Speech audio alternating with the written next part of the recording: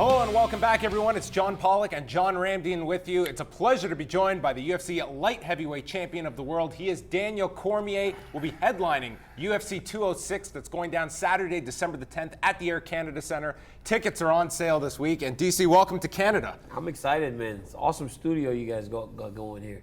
This is no UFC tonight, but we try it. Well, I mean, it's pretty good. There's an octagon right there. We don't have an octagon. We want an octagon. We love fighting here, and we had a chance to really follow your entire career. And one thing I wanted to ask you is, you think about your career, whether it was wrestling, Strikeforce, and now the UFC, you have to be on your A game through that entire time, which means motivation. Where does the motivation come from? Family and competition. Like, I love competition. You know, it's a thing that drives me. I've said it time and time again. I was put on this earth to compete. I've been doing it at a high level since I was 15 years old, and I don't have any intention on slowing down. You know, I enjoy it still to this day.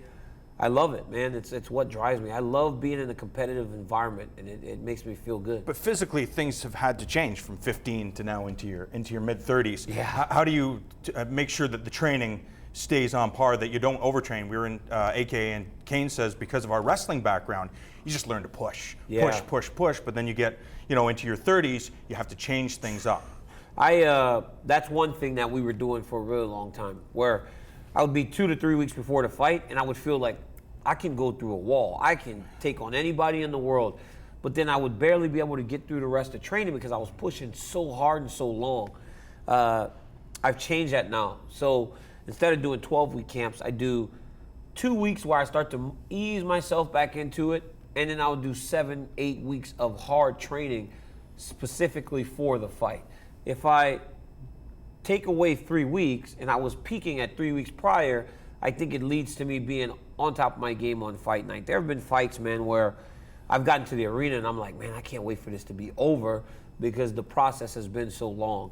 But I think we're nailing it down now to where we're going to be okay. Do you feel that Michael Bisping kind of stumbled onto something? I mean, he was up here, gets the call that he's going to have to fight Luke on super short notice, and not that 2-week camps are something you can be doing, but going as hard as some of you guys do, that reeling it in, maybe these 8-week camps, you're asking too much of your body, and having that ability to kind of take your foot off the gas a little so that you get a quality of a training camp rather than quantity. Yeah, that's the case. Making sure that what you do is beneficial to the fight. You can't overtrain. There's nothing like it. We always talk about you got to make sure you're doing enough. You got to make sure you're doing enough and you're prepared, because you don't want to be in the middle of the octagon exhausted. I dealt with that one time, and I never want it to happen again. So I'm going to train hard, but I need to be smarter and more focused as I get older. So I'm 37 years old now, so I can't train like I did when I was 21 years old. That's impossible. I try to do as much as I can, but I do have to take time to let my body recover.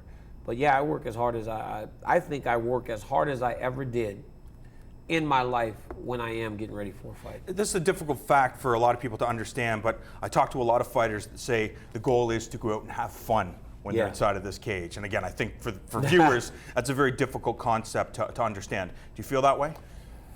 I feel like I have fun. I feel like I'm doing what I was meant to do, So when I am fighting and when I am preparing for a fight, I'm having a good time, I get to spend time with my friends every day in the gym. We're punching each other and kicking each other and grappling, but it's fun. The competition's fun. Going into the arena's fun. Walking out to the octagon's fun. The whole fight week environment is fun. The weight cut sucks. The fight week weight cut sucks, but everything else is a great time, man. I enjoy it. I mean, do I really enjoy getting punched in the face? Not all that much. That's why I try not to get hit as much as most people do. Was it a big difference for you at 200 getting those earlier weigh-ins and just a couple extra hours to rehydrate? You're still cutting that weight, but at least you get more time to recover. You get more time to recover, but you don't have as much time to go and cut the weight. Mm-hmm. So you get up in the morning, and the first thing you have to do is start to cut weight, 6 a.m. Whereas before, I wouldn't do my weight cut till 11, 12, 1 o'clock in the afternoon. So I just kind of would rest and go when I felt like it. It is a little bit more rush now. There's more on you to get closer the night before, rather than staying a little bit heavier and getting a better night's sleep. So My nutritionist, Dan Leaf, did a great job of trying to get me close to the weight on Thursday night. So I got down to like 1.5 pounds over on Thursday night, ate back up to 3 pounds so that I could try and get some rest. Because when you're so dehydrated and depleted, it's hard to actually sleep. And that's where I think the difference is with the early weight cut. Now, the recovery is better because there's no rush. Instead of having 24 hours, 28 hours to make weight, now you're at 35, 36 hours of recovery time, which is a lot. But you got to really be careful because you can be a little too heavy with the recovery. And I think, honestly, I did that a little bit at UFC 200. I got a little bit too heavy when I went to the octagon. As an athlete, when you go and train and you're learning new techniques and tricks, is everything easy for you? Obviously, you have to go put the work in. Are there certain areas that you have to work harder than others, or you put the work in, the techniques come? You put the work in. But I've had to work more on the stand-up. You know, I've had to really focus on the kickboxing more than anything, trying to really understand it because it's not natural to me. Whereas wrestling is natural, kickboxing wasn't. It was Jiu-jitsu natural because of wrestling? Jiu-jitsu's natural because of the wrestling, but kickboxing was so different. It's like we're not used to getting hit as wrestlers. You know, you're not used to getting punched. You got to get over that fear of getting hit because when you're a wrestler and you go head-to-head, sometimes you bang heads and you kind of close your eyes. You know, you like close your eyes. Well, with a fight, it's constantly something coming right at your face. You got to really fight that habit of wanting to close your eyes as you're getting punched at, because that's why a lot of guys don't get takedowns. They get punched at, they close their eyes and they dive in. It doesn't work. You have to actually be aware and able to visualize what you're trying to do when you're fighting. So yeah, I have to really focus on that kickboxing. When you're talking about a championship situation, such as this fight with Anthony Johnson, we look back at UFC 200 and the switch of opponents at the last minute. You're talking significant dollars here that are in play. For UFC 206, George St-Pierre and the UFC are obviously on different sides of their different pages at this point. What we do know is it doesn't look like he's going to be on this card. How big of a difference is that for you when you enjoy in the success of a pay-per-view, and George St-Pierre means a whole lot on pay-per-view? Financially, it's a ton. Because I know what Anthony and I did at UFC 187, numbers-wise, and we made some money, but not what we would make if George St-Pierre fought. So, for me, it's tough. You know, I'm like, well, I hope they get this figured out so that the fight can be as big as UFC 200. I fought on 200, so I know what a big pay-per-view looks like in terms of revenue, pay-per-view revenue. So I'm hoping that it gets worked out because 205 is going to be massive. 207 is going to be massive. With George St-Pierre in the middle, UFC can have 3 big shows back-to-back at the end of the year. I don't know if we have done that in a really long time. You just don't want to be at UFC 206 and kind of get lost in the middle of 205 and 207. And then people are like, you know what, I'm going to save my money for the Ronda fight. Kind of happened at UFC 198 and 199 where those guys struggled a little bit because people were like, I'm going to get to 200 and I'm going to spend my money there. So I hope it gets worked out because financially it is a big difference. What makes a big star in your eyes? When you look at some of the biggest stars in the UFC, what separates them from the rest of the roster? Man, I have no idea. Yeah. It's just something.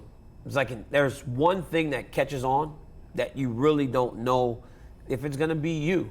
You know, Ronda just has it.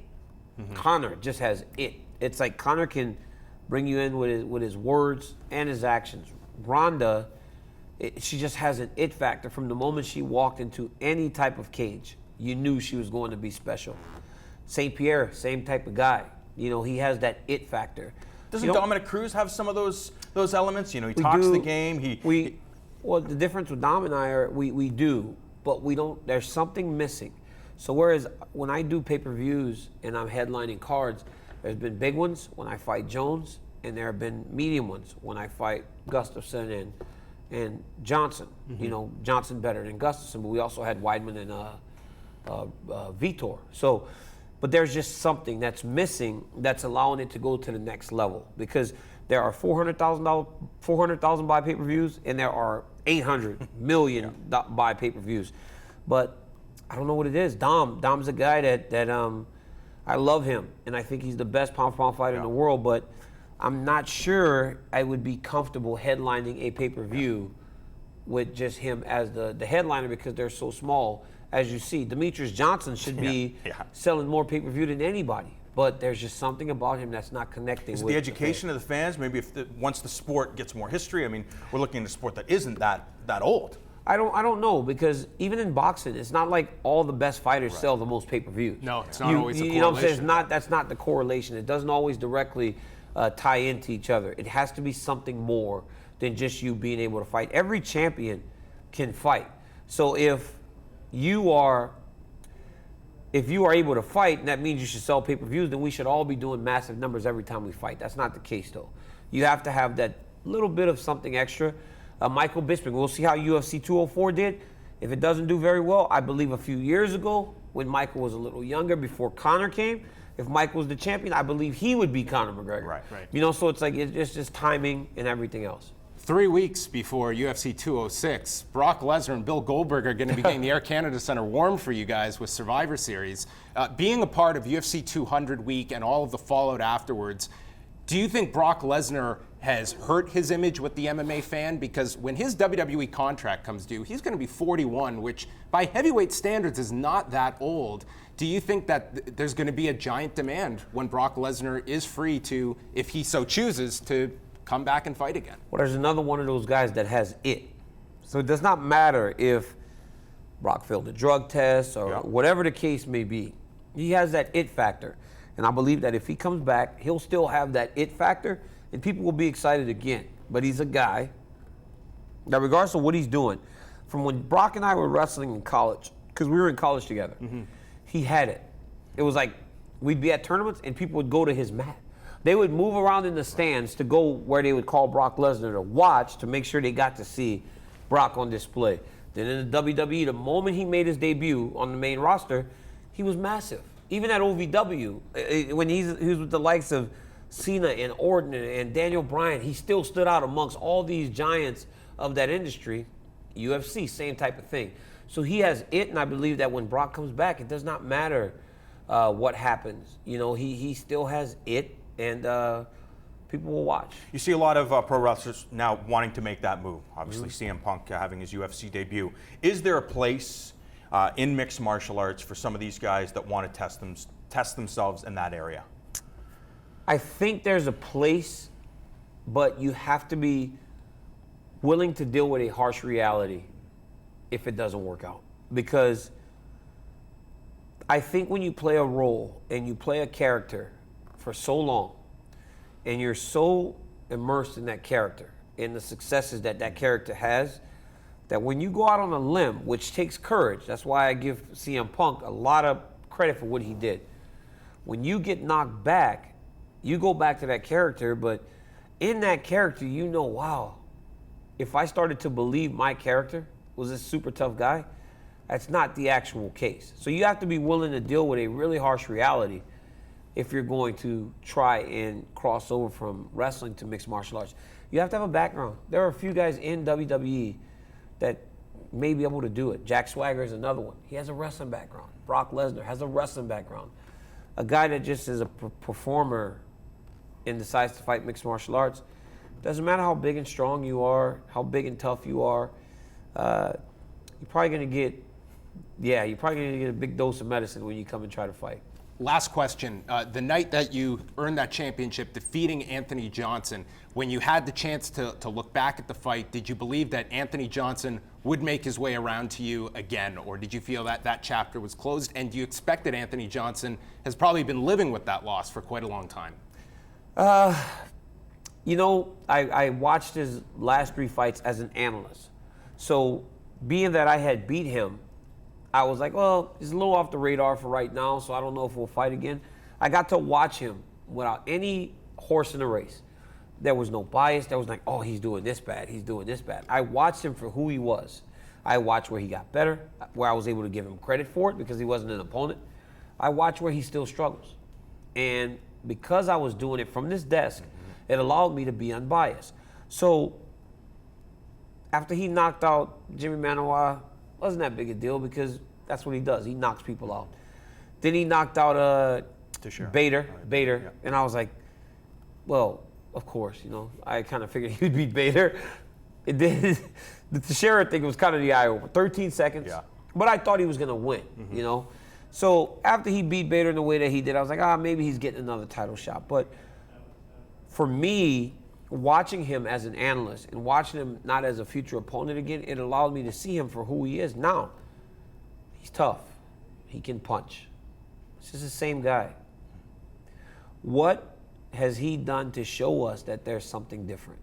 Every guy has pretty much played his game, and they've been knocked out for it. Now, against Manawa, when he was actually getting hit a little bit, he was the one that engaged in the wrestling. He was the one clinching Jimmy.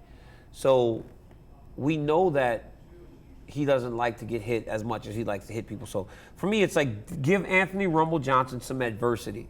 Let's see how he deals with it. Last time he wilted. Against Koscheck, he wilted. Against every other guy that's given him and made him deal with adversity, he has not been able to stand up to it, and I don't know if you can change that. It is the main event of UFC 206 going down Sunday, December the 10th at the Air Canada Centre. Tickets are on sale this week, as this man will be headlining here in Toronto.